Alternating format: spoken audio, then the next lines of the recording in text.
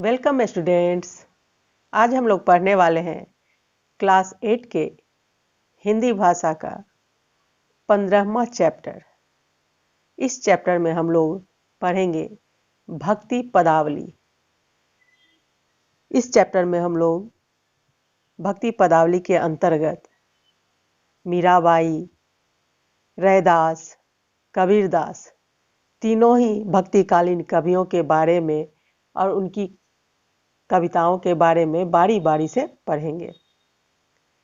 तो आइए शुरू करते हैं आज का यह सुंदर और ज्ञानदायक पाठ भक्ति पदावली। सबसे पहले हम लोग इसमें मीराबाई के पद पढ़ेंगे। तो आइए शुरू करते हैं यह पाठ। लेकिन पाठ को शुरू करने से पहले अगर आपने अभी तक हमारे चैनल को सब्सक्राइब नहीं किया है तो इसे फटाफट सब्सक्राइब कर लीजिए और बेल आइकन को एक्टिव कर दीजिए ताकि आने वाली मेरी सभी वीडियोज़ की नोटिफिकेशन आपको सबसे पहले मिले। तो आइए शुरू करते हैं। भक्ति काल को हिंदी साहित्य में स्वर्ण युग के नाम से जाना जाता है।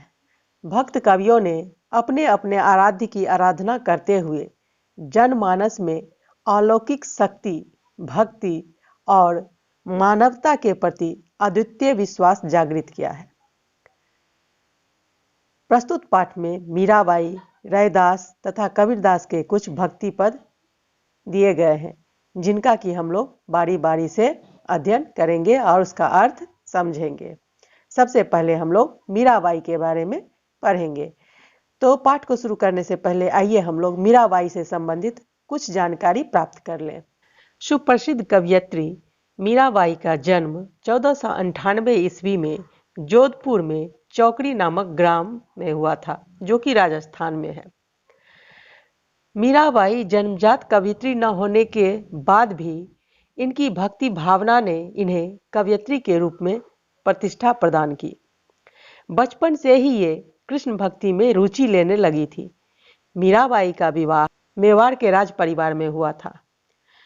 विवाह के बाद उनके पति का शीघ्र ही स्वर्गवास हो जाने के पश्चात मीराबाई कृष्ण के प्रति अपनी भक्ति में दिन प्रतिदिन लीन होती गई, या यूं कहें कि उनकी कृष्ण भक्ति दिन प्रतिदिन बढ़ती गई।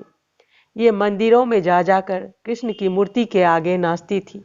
मीरा की इन हरकतों का उनके ससुराल वालों ने बहुत विरोध किया, यहाँ तक कि उन्हें जान से मारने की कोशिश भी की गई, किंतु मीराबाई की भक्ति में कोई कमी न आई। मीराबाई ने 4 ग्रंथों की रचना की: नरसिका मायरा, गीत गोविंद टीका, राग गोविंद तथा राग सौरठ। इसके अतिरिक्त मीराबाई की पदावली नामक ग्रंथ में इनके गीत संकलित हैं। तो आइए शुरू करते हैं। मेरे तो गिरधर गोपाल दूसरो न कोई, जाके सिर मोर मुकुट मेरो पति सोई। छाड़ी दई कुल की कानी कहा करिए कोई, संतन ढिंग बैठी बैठी लोक लाज खोई। असुवन जल सींची सींची प्रेम बेल बोई, अब तो बेल फैल गई आनंद फल होई। भगति देखी राजी हुई जगति देखी रोई, दास मीरा लाल गिरधर तारो अब मोरी।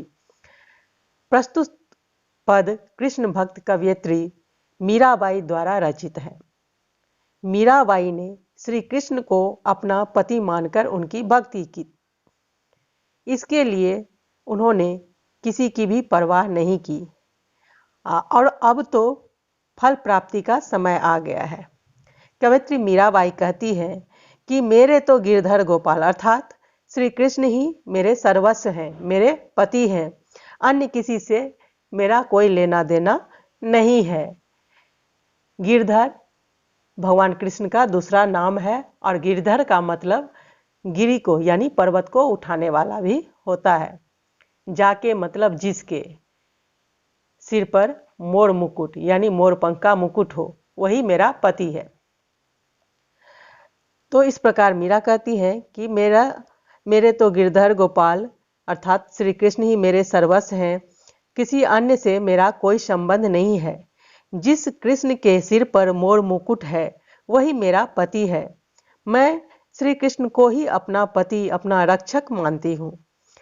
इस भक्ति के लिए मैंने अपने माता पिता, भाई बंधु, घर परिवार सब कुछ छोड़ दिया है। वे मेरे कोई नहीं होते, यानी अपने परिवार से, अपने रिश्ते नातेदारों से, सबसे उन्होंने अपना संबंध तोड़ लिया, सिर्फ श्री कृष्ण से अपना संबंध बनाए रखा। मैंने तो अपने वंश परिवार की मर्यादा का भी त्याग कर दिया। कानी मतलब मर्यादा। अब मेरा कोई कुछ नहीं कर सकता। कहा करिए कोई, यानी कोई मेरा कुछ नहीं कर सकता, क्योंकि मैंने सभी से अपने संबंध तोड़ लिए हैं। सिर्फ एक श्री कृष्ण से अपना संबंध रखा है। अर्थात मुझे किसी की चिंता नहीं है। मैंने तो लोक लाज को खोकर संतों के निकट बैठना स्वीकार कर लिया है, यानी लोक लाज की भी परवाह मुझे नहीं है।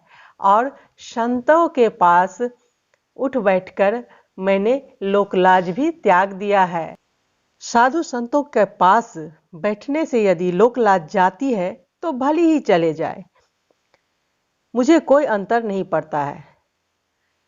और मैंने तो अपने आंसू रूपी जल से प्रभु प्रेम रूपी बेल को बोया है, यानी अपने आंसुओं के जल से सींच सींच कर श्री कृष्ण के प्रति अपने प्रेम बेल को बोया है, यानी इस पौधे को लगाया है।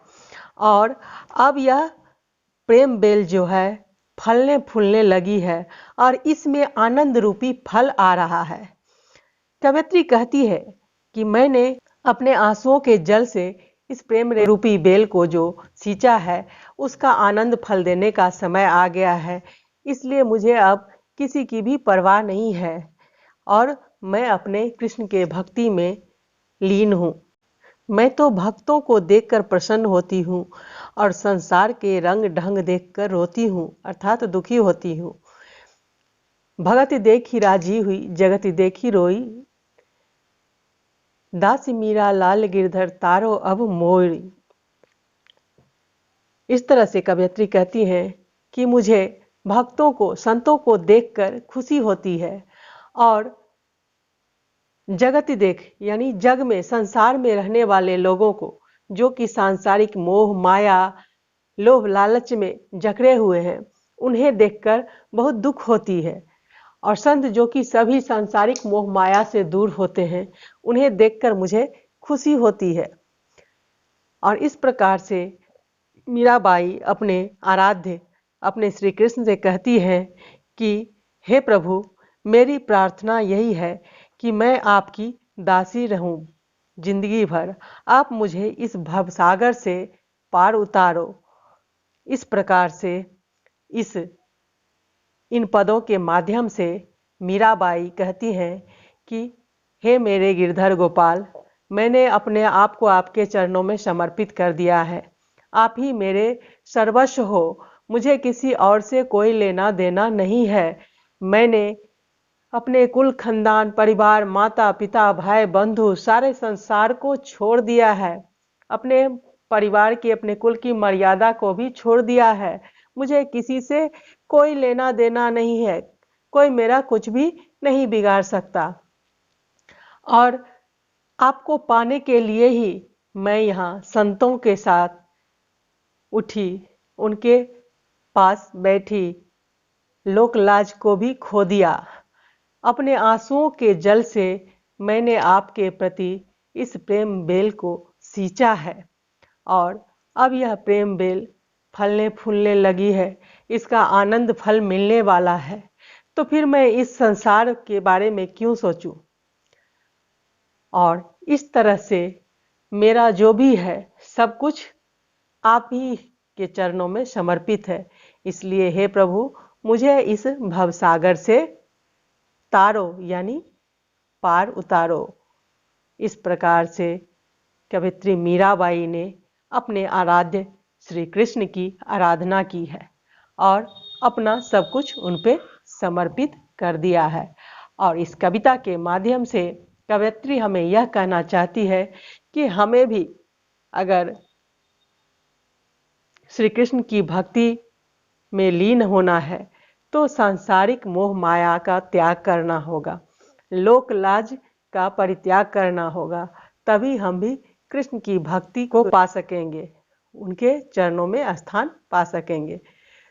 तो इस प्रकार यह कविता या ये मीरा के पद आपको अच्छी तरह से समझ में आ गए होंगे। अगर आपको यह वीडियो अच्छी लगी है और यह पद आपको अच्छी तरह से समझ में आ गए हैं तो फिर आप इस वीडियो को फटाफट लाइक कर दीजिए और अपने दोस्तों के साथ इसे ज़्यादा से ज़्यादा शेयर कीजिए। और अगर आपने इस चैनल को अभी तक सब्सक्राइब नहीं किया है तो फिर इसे जल्दी से सब्सक्राइब करके बेल आइकन को एक्टिव कर दीजिए ताकि आने वाली सभी वीडियोज़ की नोटिफिकेशन आपको सबसे पहले मिले। और आपको यह मीरा के पद कैसी लगे यह कमेंट करके हमें ज़रूर बताएं। हमारे साथ बने रहने के लिए बहुत बहुत धन्यवाद।